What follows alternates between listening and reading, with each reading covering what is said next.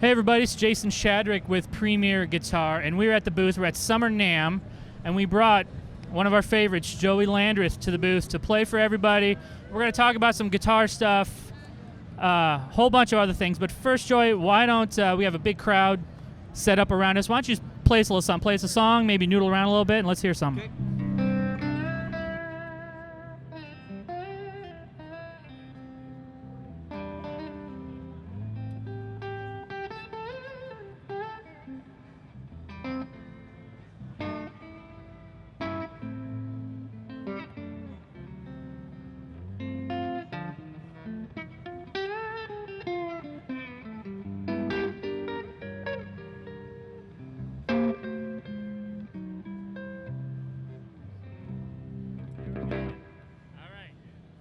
Now that you're warmed up, man, so tell us a little bit about this gold top you brought, which is, it proves to me that you're Canadian to the bone. Yeah, this is made by my friend Alex Sorkin up in Edmonton.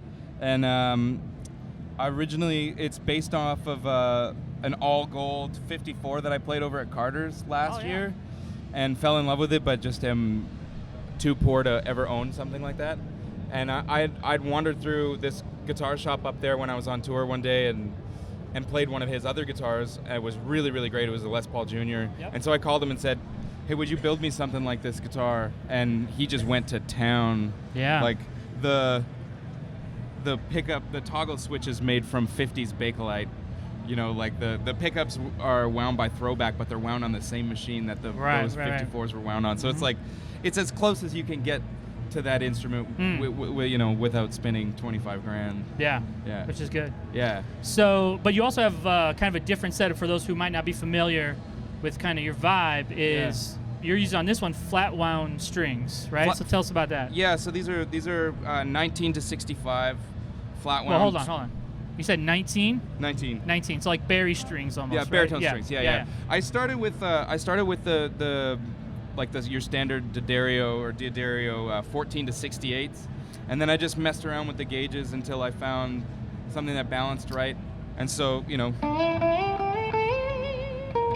I just wanted something that could sort of withstand the weight of the slide. So it's not like you don't want to do much of that for very long because it hurts. But yeah, they're pretty stiff, and they're flats. I mean, Ry Cooder uses flats, so it's good for him. If it's good for Ry, it's good for all of us, right? That's right. Yeah. So also, that's probably a byproduct of the tunings you use. Yeah. Right. So you're Open C? This is Open C. Yeah. Open C, which is just the same as Open E, just two full steps down. So how did you kind of now when you started playing guitar back in Canada in the woods? In between shifts at the log mill. At the Tim Hortons. At the Tim Hortons. Yeah. I would imagine you started in standard tuning. Yeah, I did. Okay. Yeah. So how did you morph from that to, okay, this is my thing? When I started playing slide, a lot of my favorite slide players were using Open E, like Derek Trucks and Sonny Landreth, who's Uncle Sonny? Uncle Sonny. Yeah, never met him. We're not related, but I approve of his name. He's like he uses all kind of tuning, but I think his sort of go-to was Open E. Yep. So I started messing with it, and I'd eventually just sort of made the plunge and just sort of always playing Open now.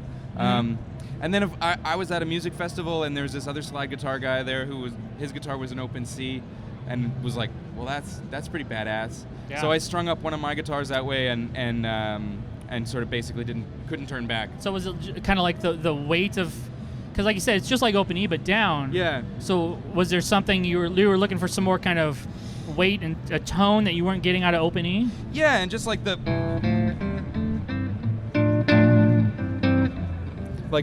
chord voicings that you get.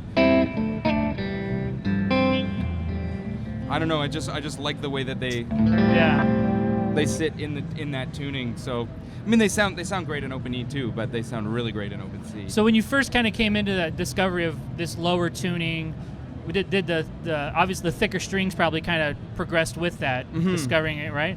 Were there sometimes where you had a guitar and you would like set it up like that, and you're like, oh, this guitar is not going to work for? Oh yeah, definitely.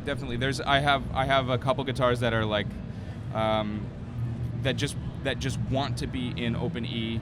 They Yep. don't like being in the lower tuning. They don't take the attention. It's not even the tension is much more, but they just don't like it as much. And they sing when they're tuned up a little higher.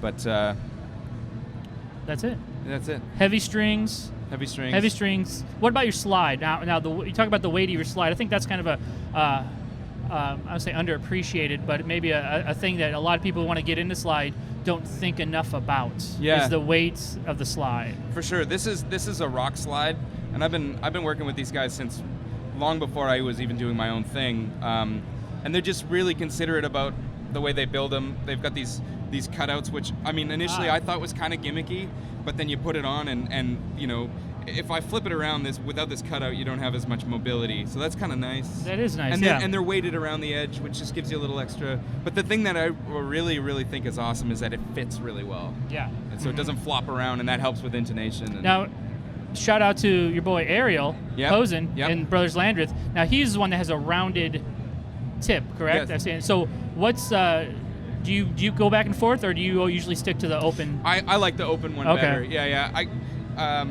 There's benefits and drawbacks, I think, to sort of the ball tip, but I just like being able to dig into the string, and I feel like with the ball tip you run out of a little bit of. I mean, at least for me, he seems to make makes it work. it work. He makes it work. Yeah, he makes it work. You know, I can't. I don't. Maybe I'm not as dexterous. I don't know. Would you be interested in playing a little more? Maybe playing a song or something? How you feeling? Yeah, I'm feeling good. Okay. You got a request? You want to play You want to play the new song? I can't play it on this guitar. Okay, then play an old song. Okay.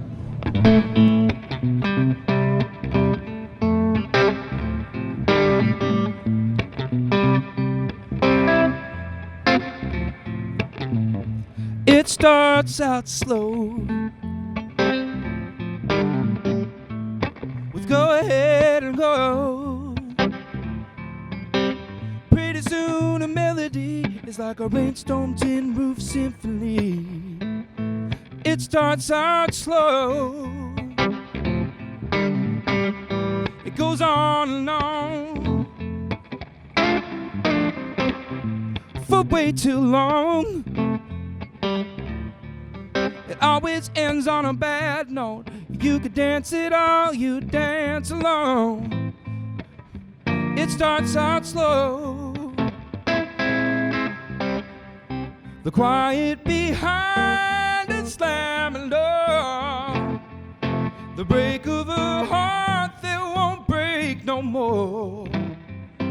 Getaway wheels in a straight line, serenade of a made-up mind,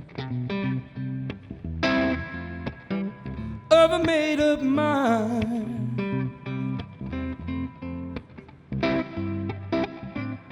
Well, there ain't no rhyme, just wasted time, and moonlight spotlight shining down on a made-up mind and a love gone wrong. There ain't no rhyme, the quiet behind a slamming door, the break of a heart that won't break no more.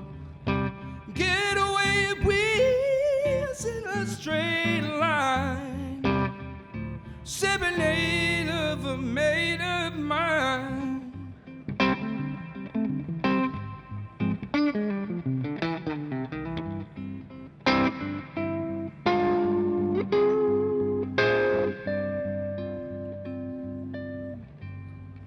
The quiet behind the slamming door, the break of a heart that won't break no more. Getaway wheels in a straight line, serenade of a made-up mind, of a made-up mind. Moonlight spotlight shining down on a made-up mind.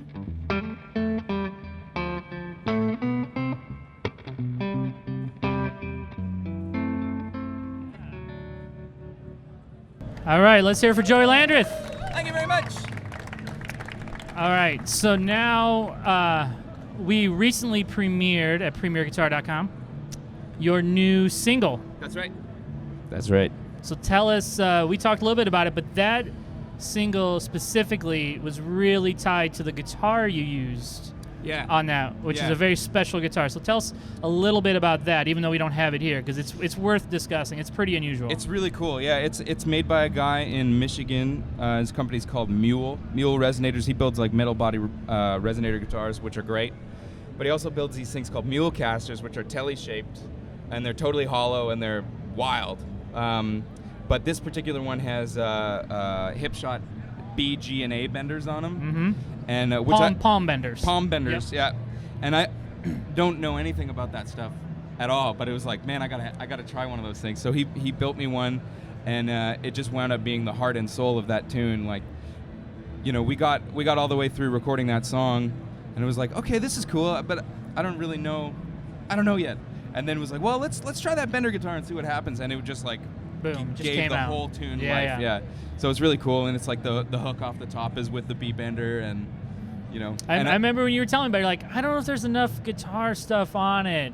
And then when I heard it, I was like, man, come on. You're playing a guitar with 3 benders on it. Of course there's enough guitar stuff on it. I guess it doesn't get much bender or guitar-y than that, does it?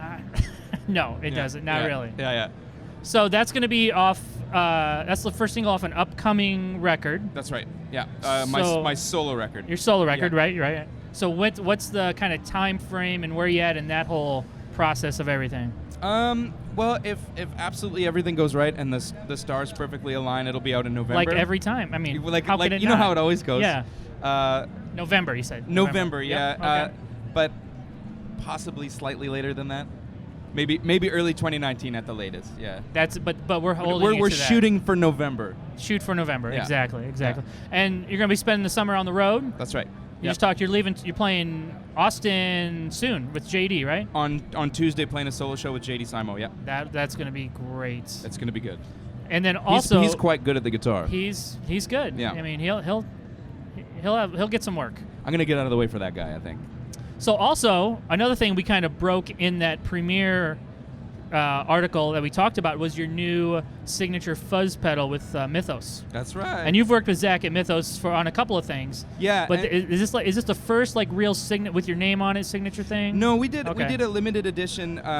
He builds like a Klon-esque kind of booster called the Mjolnir. Yep. And that was kind of how he and I met at one of the very first times at the very first time the brothers Landreth played in Nashville. He had come down. He was like the only person ever to drive a distance to come and see us play.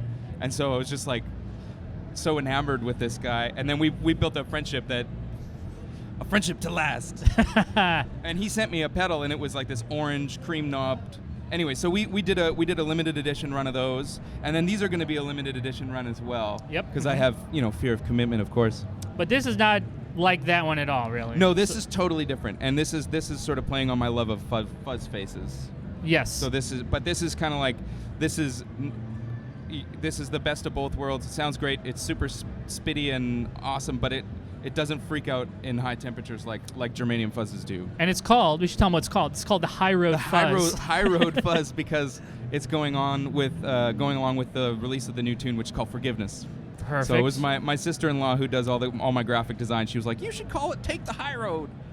That's a lot to fit on a pedal. Yeah, so we just say, well, how about just High Road? That's good. Yeah. Well, I think we should hear some of it. You want to hear it? Yeah. Okay.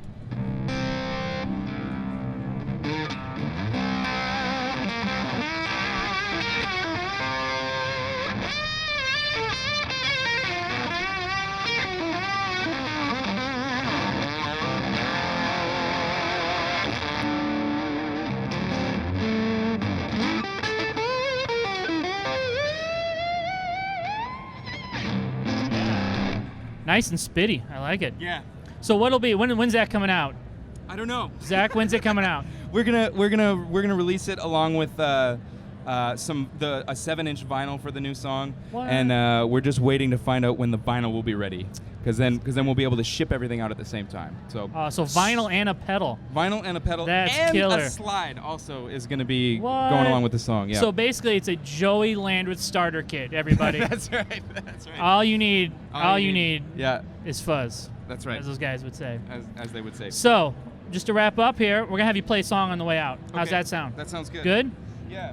I'll just try and play some of the new tune anyway. Okay.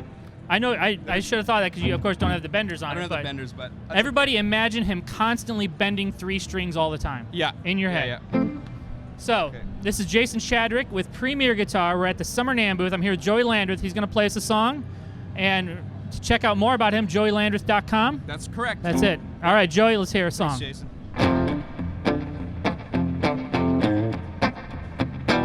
It feels so hard to tell the truth. I keep it locked away, up against the wall, up against the night. It's not fair, it's not right. Can't let go of your hand, Lord. Can't let go of your hand. Forgiveness, I need it. I wish I was strong enough to hold it. Forgiveness, I confess. Can't bring myself to turn to the light. Burning a candle at either end. It's all that I can do. If I stop moving, then the questions loom. Drinks and pills to clear the room. Don't let go of my hand, oh. Can't let go of your hand. Forgiveness, I need it. I wish I was strong enough to hold it. Forgiveness, give me witness. I can't bring myself to turn to the light. Is it for me or for you or for them? I can't tell.